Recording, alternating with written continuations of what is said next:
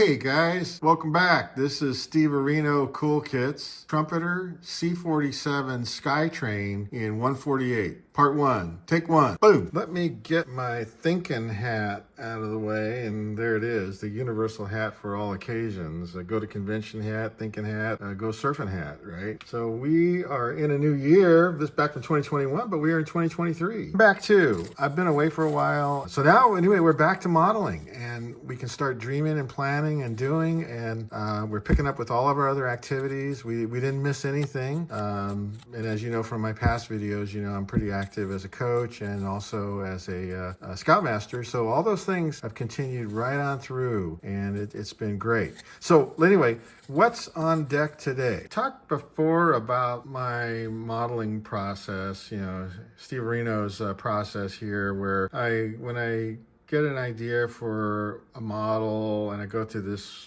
step I call ideation phase, and then I get ideas, and I always try to do at least one new thing on a model. I keep building my skills. Then I go through design development, and then, you know, fitment, and, you know, get everything fit right, because the amount of paint covers bad fit. And I use a lot of different tools out there, and some of you guys have piped in on my YouTube postings and said you use a lot of these same tools too and use them to good effect, and so we help each other out. And then, you know, a lot of airbrushing, and don't be lazy.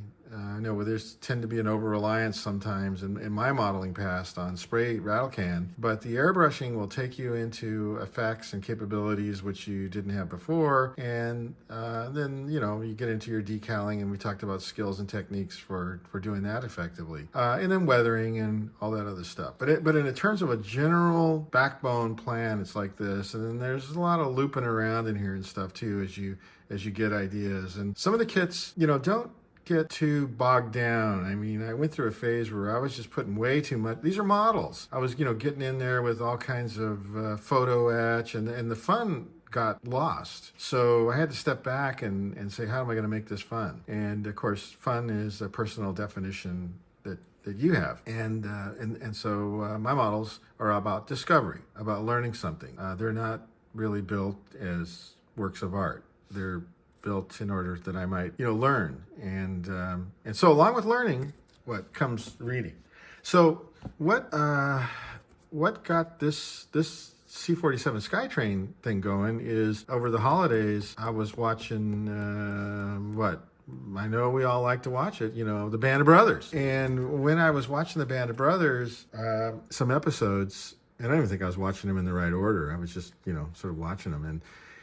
But I got intrigued, and it's like really weird the way things happen, but I went to get my car washed one day, and you know how those, at least out here in California, the car washes, they've got these lobbies where they sell, you know, everything from nuts to soup. I mean, and in there was a bookshelf, and this book was up on the bookshelf. And, you know, P-38 Lightning, that's always been one of my favorite airplanes. So as soon as I saw that picture, it just jumped out at me. And originally I thought this was by that other author, and I read a lot of his books, and I thought, well, you know, his books are pretty good books. So I started looking at this, and man, this is a great book. I recommend this book because it's not really on paratrooping, but it got me going, you know, in combination with that Band of Brothers. And so if you haven't read this book, you might want to look at it. I mean, this is one of those kind of books where when I got it and picked it up and started reading it, I didn't put it down till I was done. I mean, over the course of 4 days, I read the whole thing, you know. It's just that kind of book. You can't find a place to stop reading. You know, the thing that makes you stop reading is it's time to go to sleep. So, great book. Really had a great time reading it. Learned a lot of stuff that I didn't know, and, you know, sad stuff, tragic stuff, but real stuff. And you know, we need to know so we're not ignorant. So good book. And then I thought, I was watching Band of Brothers, and I thought, well, you know, I got to confess, I never really read the actual book from which the movie was made. So I got a copy of the book, and I'm reading this book. And this is another book that it's hard to put down. And I recommend this book. I mean, these guys, they were a different kind of guys. And when I first started working, I was working with some of these guys that were from the so-called greatest generation. And these were tough, get it done guys, and never complain about it when you're getting it done. And I was working in a structural engineering office, and then the day that war broke out, they put their pencils down and they all went off to war. And when the war was done and they'd won, they all came back and picked up their pencils and went right back to work being structural engineers.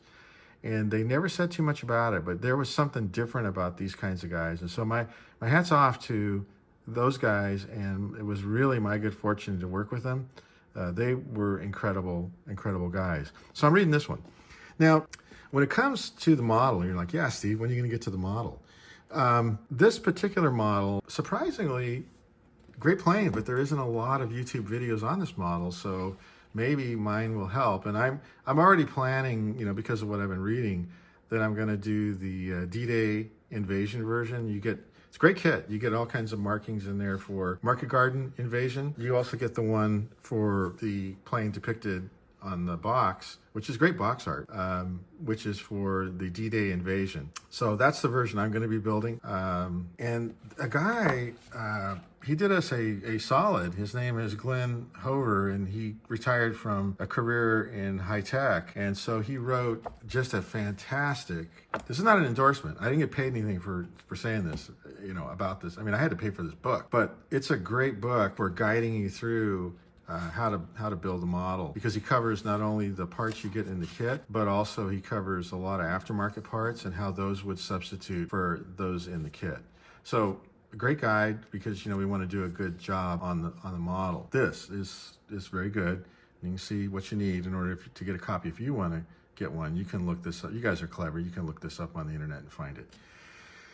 Along the line of sort of setting the mood, I found a very inexpensive collection of again, I've got my head in this grocery bag where I'm learning all kinds of stuff about paratroopers. I mean, these guys were the elite of the elite in their day. It was all volunteer. That was another thing about that. I didn't know that until I started learning about it. And anyway, it sort of sets the mood. This guy, who was a parachutist himself, he went through and collected a bunch of the advertising art from that period. And again, I didn't get paid anything for endorsing this book, except my own personal endorsement, which is, it's great to thumb through this thing and you get some of the imagery. I know I'm flipping through here fast, but you guys will get the idea, you guys and gals will get the idea that this is really, really great for setting the mood, right? For what it was like and what it took to aspire to and achieve that very unique badge with the parachute with the wings that the parachutists were awarded upon graduation. Okay. Wow, isn't that a great picture right there? Look at that. So anyway, there's that, and that might be something. And then this book is, I read through this one also. Another one of those things was sit down and read it in 2 evenings, just because it's so interesting. But it's a collection of the paratrooper pocket manuals that were issued to the paratroopers, and I should say the pilots of the planes that dropped the paratroopers, as well as the glider pilots. And it covers those manuals from both Allied and German troops, 1939 to 1945. So it's a very interesting book as well. And for somebody who's an engineer-minded type person like me, some of the really interesting parts I found, again, I didn't get paid for endorsing this book. It took the mystery out of how a parachute's made, what in terms of the engineering and aerodynamics. And I'm trying to find this particular, here it is. This is what I was interested in particularly, which was how to calculate speed and drift for accurate drops in the landing zone, the drop zone. Those pilots had to know a lot, right, in order to get the paratroopers dropped into the designated spot to do with altitude and headwind and drift and speed of plane and all kinds of stuff like that. So there's all kinds of fancy tables which are the product of aerodynamic equations down there. So that was pretty cool to learn about that. So that brings us to the model. Okay, so now let me put this down flat on the table. I'll be right back. Okay, so I'm gonna kind of move this around so you guys can see the box. And what I'm enjoying is the artwork of the box. I mean, ever since I was a kid, I've really enjoyed box art. And there's a lot of different kinds of box art in some of my other videos. I've talked about it, but I've always liked this artist rendering type box art versus photos of finished models. Not sure why, but I just do. And you know, other people may have their preference, and that's great. That's just what mine is. And here on this side of the box, it's showing the market garden operation the way it would have been done, and you get decals for that. And then on the other side, what you get the you know, D-Day invasion version, which is the one I'm planning on building, and you get some detailed shots of the plane. Okay, there we go. Yeah, and you do get photo etch in this kit. So here is the packaging. You got a little again, this is an older version that I got here. It didn't have any plastic on it. It's been around for several years in the guy's collection. You know, got it to me quick, and everything's here. So you get your plastic, so-called glass pieces over here. It's separate by this little white, white section. You get some photo etch. Then, you know, the parts of the model are everything's still bagged here, which is great. Just a lot of and the engraving and detail on the pieces is fantastic, right? So there we go. The wings, I mean, all the rivets and everything, and it's gonna be nice. It's gonna take weathering really nice. And then finally these pieces down here. Well, there's a lot of pieces. The instructions are pretty simple.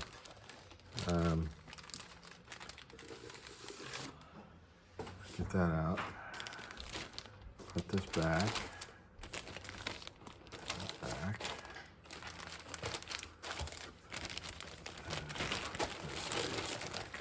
So everything's back in there. Okay, so the instructions are pretty simple. All right, well, there's the identification of parts and, you know, painting. Oh, nothing mysterioso here. You do get this really great color guide. All right, there's some there's D-Day invasion down here, and on the other side probably, oh, there's market garden. Okay, so that is what I will call my summary of discovery phase and unboxing. So we'll be back next time we've got something done on this. All right, guys, bye.